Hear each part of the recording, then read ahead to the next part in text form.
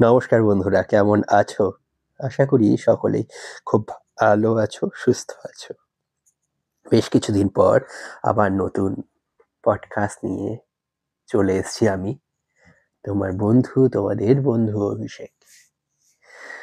আসলে আজকে আমি আলোচনা করব মনের গভীর নিয়ে। হ্যাঁ, মনের গভীর মানে কি বিষয়? আমরা কি সত্যিই মনের গভীরে বুঝতে পারি? না কতটুকুই বা বুঝতে পারি? আমাদের বোঝা আর না বোঝার মাঝখানে তফাৎই বা কতদূর? কেনই বা এত দুঃখ কষ্ট পাই? বা কেনই বা আহ্লাদের সময় বা যখন আনন্দ হয় তখন উৎফুল্লতাটার পরিমাণ অনেক, অনেক বেশি হয়। কিন্তু তারপরই দুঃখের পরিমাণটাও ততোধিক বেশি হয়। চলুন আজ এটা নিয়ে কথা হোক মনের গো অন্দরে, মনের সাথে, আমার সাথে, তোমাদের বন্ধু অভিষেকের সাথে।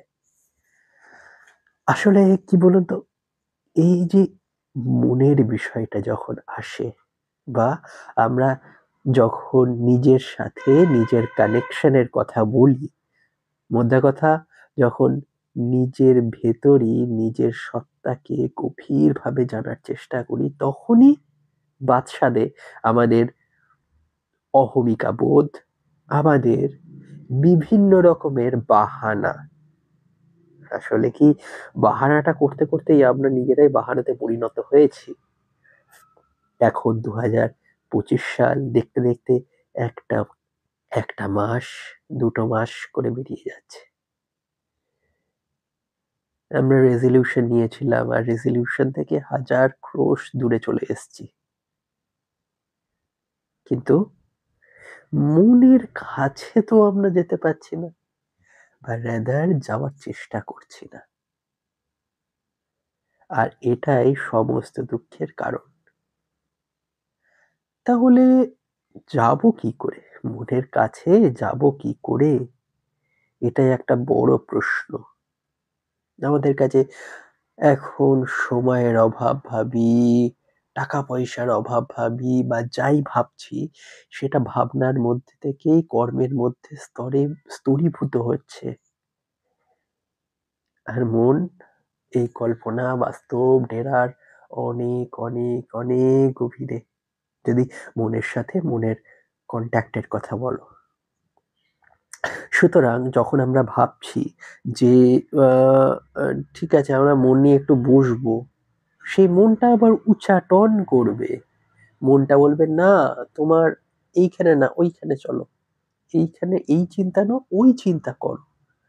তোমায় ভুলিয়ে দেবে তোমার নির্দিষ্টতা। ধীরে, ধীরে আমরা মনের সাথেই মনের দর কষাকষি করতে থাকি। আর হয়ে যায় এক বিষণ্ণ চিত্র, দুর্বিষহ প্রাণী। যখন খুব ভালো লাগে তখন কি ভাবি যে, "নাহ, খুব ভালো লাগছে। এবার একটু দুঃখ হওয়া দরকার।" কিন্তু যখন দুঃখ আসে জীবনে, মনের সাথে তো নিজেকে বসাতে পারছি না, না? আর তার জন্যই যখনই দুঃখ আসছে তখন বলছি, "নাহ, এই দুঃখ কেন এসছে ভাই? আমার তো এই দুঃখ আমার জীবনে আসার কথা ছিল না।"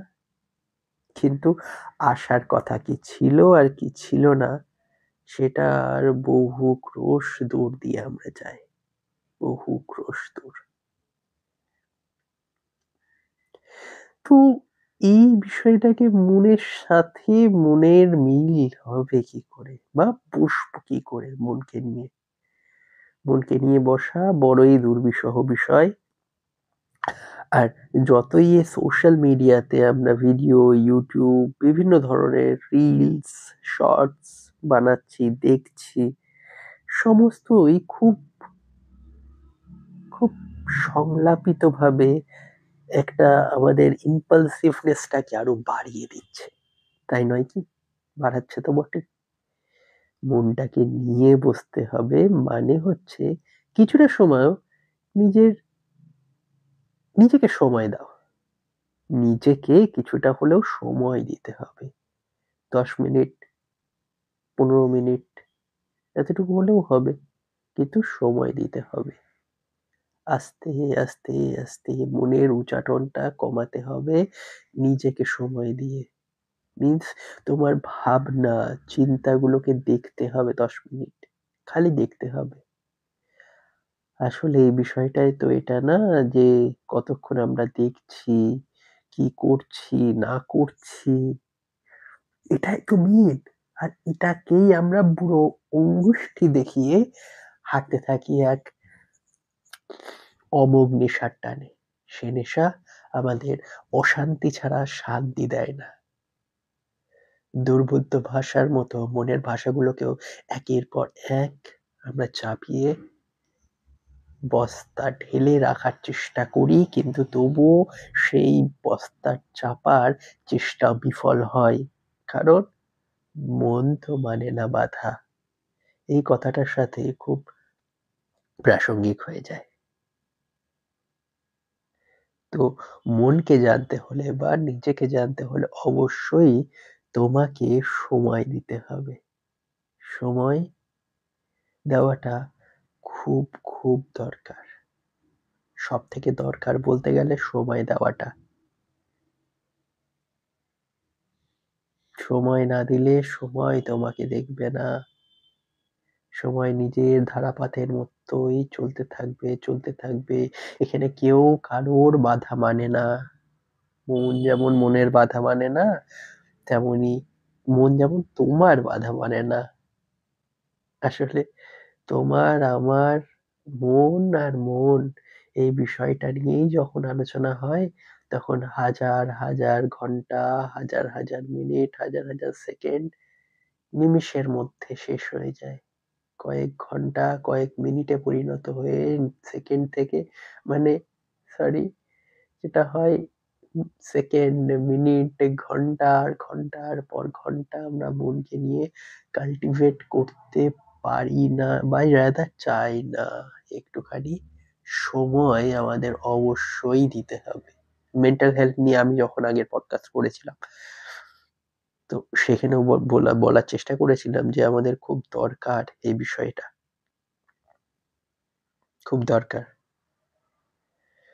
তো আজকে এতটুকুই।